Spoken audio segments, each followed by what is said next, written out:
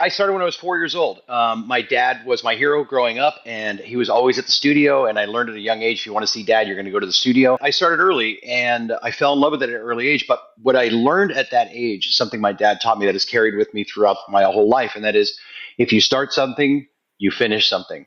And he told me when I was 4, if you start martial arts with me, that's cool, but you can't stop until you make it to black belt. And, 4 years old, you don't get that. You don't understand. You're like, okay, dad, No. whatever. Um, but it taught me about goal setting, perseverance, focus at a very young age. And you're right, I made it at 10 years old. And here's a fun fact: I failed my very first black belt test because my dad was my teacher, and I thought he was just going to pass me because he was my dad.